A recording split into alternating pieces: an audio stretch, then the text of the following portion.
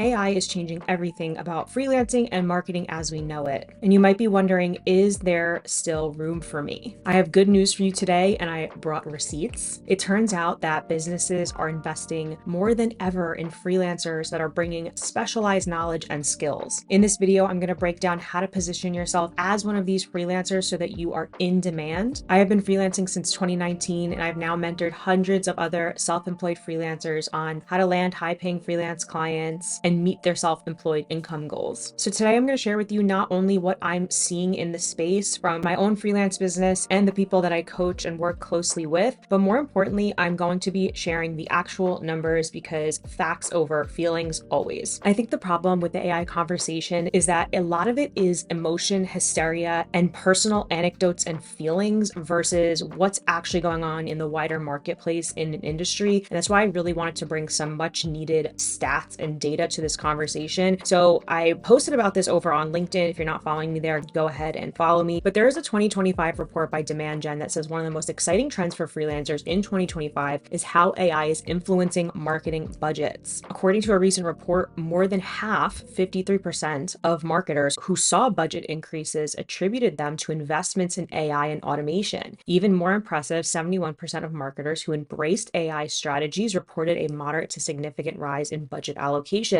And before you start saying to yourself, well, that could just mean that they are cutting costs and cutting human labor in favor of AI, it's not the whole story. So it says that AI-driven campaigns are fueling a snowball effect in marketing. When campaigns perform better because of AI, they generate more funding, and that funding leads to even better campaigns. As Thomas, one of the report's contributors, said, what's so impressive is how AI is helping marketers work smarter. They're using it to fine-tune campaigns, analyze data more effectively, and automate routine tasks. This boosts performance, and when campaigns do well, it's easier to show the CFO that it's worth investing more. It's the green light to more funding. So that's the biggest, I think, misconception, why there's so much hysteria when it comes to AI and freelancing. Now, if you're a copywriter or a content writer, maybe even a marketer, I'm not saying that there haven't been people impacted by AI. There definitely has. You can read a ton of stories about people who say that they lost opportunities to AI. But I want you to embrace this concept that if your clients are doing better and generating more revenue, then they're more likely to have the budget to bring on contractors. Maybe they'll be more choosy about which contractors they work with. But if you have specialized skills, meaning you have a niche and you've built an online presence and you're starting to build a reputation for yourself, you are going to be one of those qualified freelancers or contractors that they choose. Now, something that has definitely impacted my freelance business as a copywriter is what's happening in tech. So for the past couple of years, there has been just massive rounds of layoffs. So what this has looked like for me in my specific situation is that the people that often bring me on to do a project have either been fired, laid off, or just switched roles in the middle of a project, which has been really tough for me to complete the work when now I'm dealing with a completely different person with different expectations. Timelines get expanded. The longer a project takes, the longer it takes me to get paid. So again, I am not head in the sand saying that AI has no impact. It has, but I found this part of the Demand Gen report really promising. Basically, it says that despite widespread tech layoffs, marketing teams are actually growing. The report found that internal marketing staff increased by 54%, while budgets for contractors and agencies jumped an incredible 61. Why? Because hiring contractors is more flexible for businesses. It's easier for companies to adjust pay rates, scope of work, and timelines, making contractors the go-to choice for specific skills and projects. That's what's always kind of been exciting for me, and why I have stuck with freelance content writing is that I've always caught on that employees sometimes can be at a higher risk when it comes to these layoffs and restructuring because they're seen as bloat, right? When they say cutting the fat, it means that they are getting rid of $100,000 salaries and health benefits in place of a contractor that can get the work done without all those extra resources. They're not paying you a six-figure salary, paying for your vacation, paying for your benefits.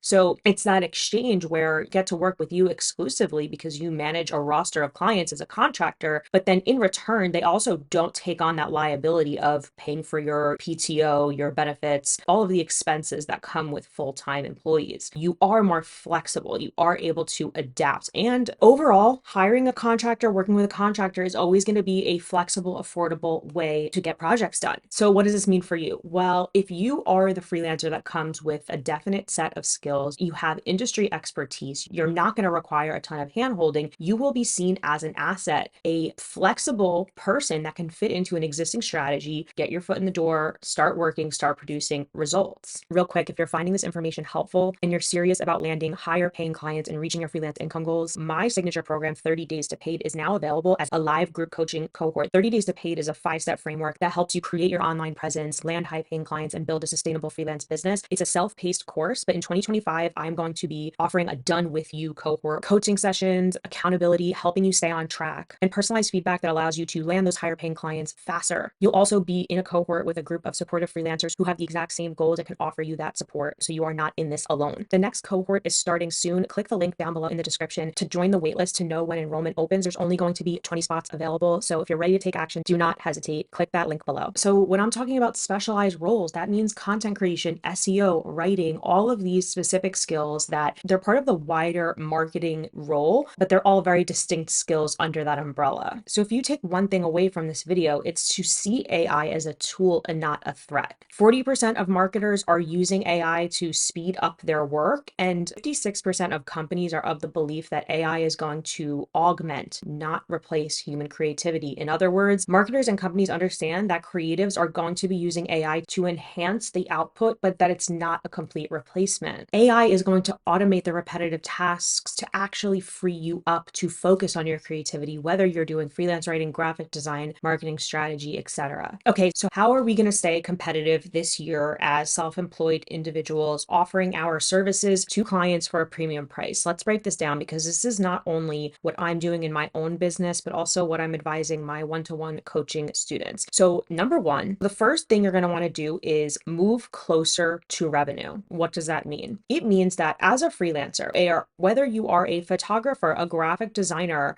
a WordPress developer, you're focused on your task, which could be writing, designing, creating websites, whatever. But what your client cares about most is revenue. If they're not generating revenue, they don't have a business. The closer you can position what you are doing, meaning your role, your task, the service you're providing, the closer you can position that to revenue, to their bottom line, to their money goal, the more irreplaceable you will be to their strategy, the harder it will be for them to get rid of you. Because even when budget gets tight or a company restructures, there are always going to be those roles and the people that need to continue to generate revenue, which is the lifeblood of any business. So the more you can tell stories, whether it's on calls with clients, whether it's in your marketing collateral, whether it's in your proposals, your website, your social media posts that you're using to generate business, your cold outreach, the more you can tell stories about how what you're doing results in revenue, the better off you'll be, the more effective all your efforts will be, the more irreplaceable you will be to clients. This will also position bringing you on as more urgent. I know as freelancers, sometimes we have great conversations with potential clients and prospects. It takes a long time to start working with them. It's like next quarter we'll do that, next month we'll do that. And that delay costs us as freelancers at the end of the day, right? So what we want to do is make it super clear how what we're doing is important, is urgent, does need to be done right now, that it's a key part of their strategy. Now, how to make it clear to clients that what you're doing is linked to revenue, telling that story, that could be a whole video in itself, right?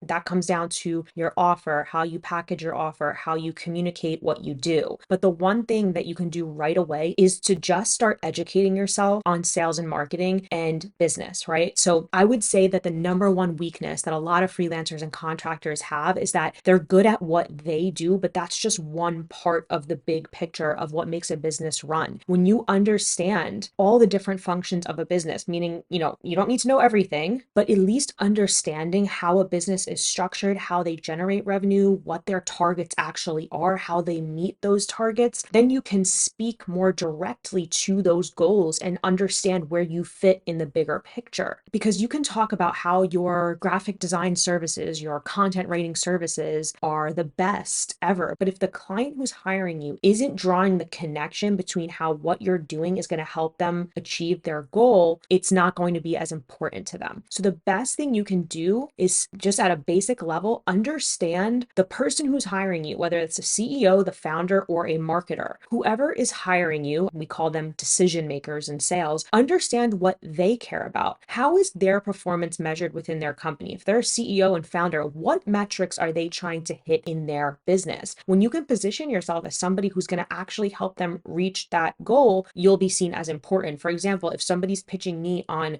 thumbnail design services for my YouTube channel, what ideally they'd be talking about in their pitch is how increasing impressions is going to lead to more people viewing the video and increasing click-through rate, which is going to drive leads to my funnel. If they can understand the strategy behind what I'm doing, they can speak to my pain points, desires, and goals, and they're more likely to get hired, right? So what you want to do is have an understanding of the world of content marketing and digital marketing and of how businesses in your industry tend to run. One of the best places you can start is reading a book like The One-Page Marketing Plan by Alan Dibb that breaks this down in really easy to understand terms. It's geared towards business owners, so it allows you to step into the mindset of a business owner. Basically, the more empathetic and more deeply you can understand your clients that you're working for, the better you'll be able to serve them and tell better stories. The next thing that will be more important than ever this year is skill stacking. So one of the number one questions I always get is, here's what I want to charge, but how do I justify those rates? Now, of course, pricing and setting your rates is, again, a whole other topic. I have a video on it. I will link to it below of all the different ways you can set your rates. It requires a little bit of calculation, understanding what industry pricing is, but also being delusional in your own value in a way and setting your prices high enough and having the confidence to do so. But skill stacking, or in other words, offering your clients more value, is one of the easiest ways to send bigger proposals and justify higher rates. Think of add-ons that you can add to your service that is going to make your client's life easier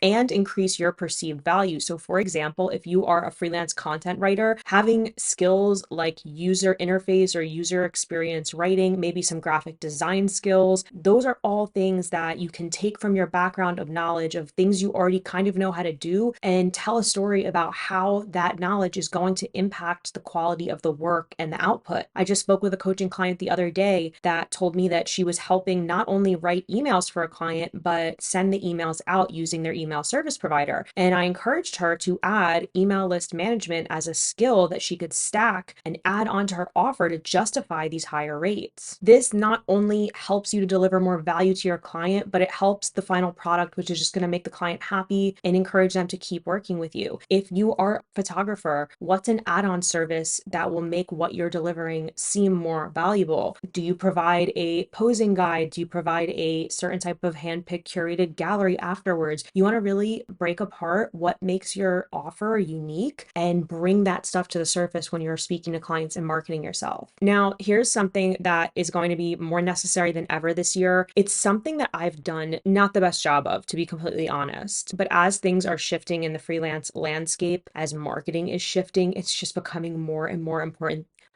than ever, especially for people in tech like myself. So what I'm talking about is showing your results. What I'm realizing this year is that as I speak to more and more clients, having a portfolio of published samples, I think used to be enough. It's just showing your work. Here's what I did. But now clients are wanting to know, but what result did you actually get? So for example, I write SEO blog posts and I'm getting more and more questions from clients saying, okay, but which blog posts ranked number one on Google? This always was a question that if somebody was really, I think, testing you and kind of, really putting you through it and like interviewing you, I think that was a question that you were going to get. But now it seems to be coming up more and more often. And the reason for that being is that budgets are tighter. Marketers are trying to do more with less, and they want to know for sure that you can perform, right? That you can get them the end result. So I wish earlier on that I had asked my clients to share with me the results. Unfortunately, because I work for large enterprise companies,